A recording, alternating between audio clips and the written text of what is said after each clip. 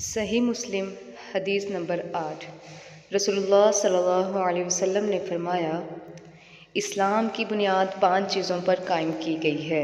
اول، گواہی دینا کہ اللہ کے سوا کوئی معبود نہیں اور بے شک حضرت محمد صلی اللہ علیہ وسلم اللہ کے سچے رسول ہیں، اور نماز قائم کرنا اور زکوٰۃ ادا کرنا اور حج کرنا اور رمضان کے روزے رکھنا۔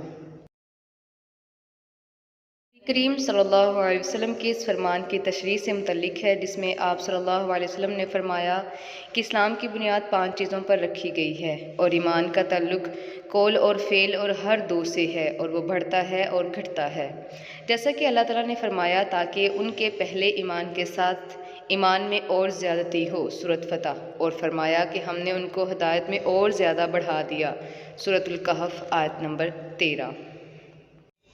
اور فرمایا کہ جو لوگ سیدھی راہ پر ہیں ان کو اللہ اور ہدایت دیتا ہے، سورہ مریم۔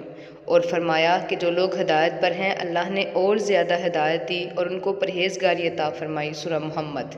اور فرمایا کہ جو لوگ ایماندار ہیں ان کا ایمان اور زیادہ ہوا، سورہ مدثر۔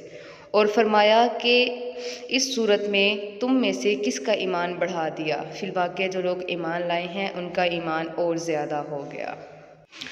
اور فرمایا کہ منافقوں نے مومنوں سے کہا کہ تمہاری بربادی کے لیے لوگ بکثرت جمع ہو رہے ہیں، ان کا خوف کرو۔ بس یہ بات سن کر ایمان والوں کا ایمان اور بڑھ گیا اور ان کے منہ سے یہی نکلا کہ حسبنا اللہ و نعم الوکیل، کہ ہمارے لیے اللہ ہی کافی ہے، وہ بہتر کارساز ہے، سورہ آل عمران آیت نمبر 173۔ اور فرمایا کہ ان کا اور کچھ نہیں بڑھا، ہاں ایمان اور اطاعت کا شیوا ضرور بڑھ گیا، سورہ احزاب آیت نمبر 22۔ اور حدیث میں وارد ہوا کہ اللہ کی راہ میں محبت رکھنا اور اللہ ہی کے لیے کسی سے دشمنی کرنا ایمان میں داخل ہے۔ اس حدیث کو روایت کیا ابو داؤد نے۔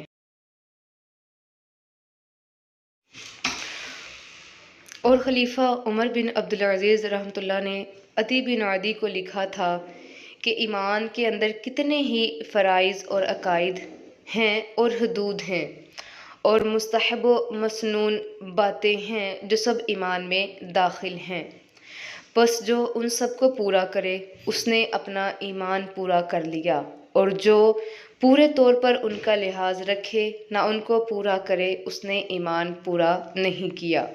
بس اگر میں زندہ رہا ان سب کی تفصیلی معلومات تم کو بتلاؤں گا تاکہ تم ان پر عمل کرو، اگر میں مر ہی گیا تو تم مجھ کو میری صحبت میں زندہ رہنے کی خواہش بھی نہیں۔ اور حضرت ابراہیم علیہ السلام کا قول قرآن مجید میں وارد ہوا ہے کہ لیکن میں چاہتا ہوں کہ میرے دل کو تسلی ہو جائے۔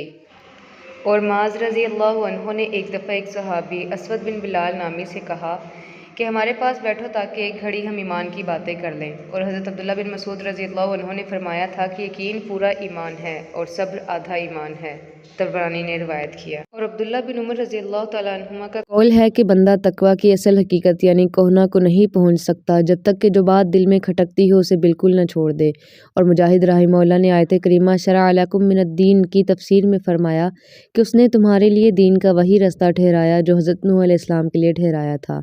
اس کا مطلب یہ ہے کہ اے محمد صلی اللہ علیہ وسلم، ہم نے تم کو اور نوح علیہ السلام کو ایک ہی دین کے لیے وصیت کی ہے۔ اور حضرت عبداللہ بن عباس رضی اللہ عنہما نے آیت کریمہ مندرجہ بالا کے متعلق فرمایا کہ اس سے سبیل سیدھا رستہ اور سنت یعنی نیک طریقہ مراد ہے، اور سورۃ فرقان کی آیت میں لفظ دعاکم کے بارے میں فرمایا کہ ایمانکم، اس سے تمہارا ایمان مراد ہے۔ جزاکم اللہ خیرا۔ مزید بہترین ویڈیوز کے لیے ہمارے چینل سے جڑے رہیے اور اپنی آراء کا اظہار کیجیے۔ صدقہ جاریہ کی نیت سے کمنٹ شیئر کیجیے۔ شکریہ۔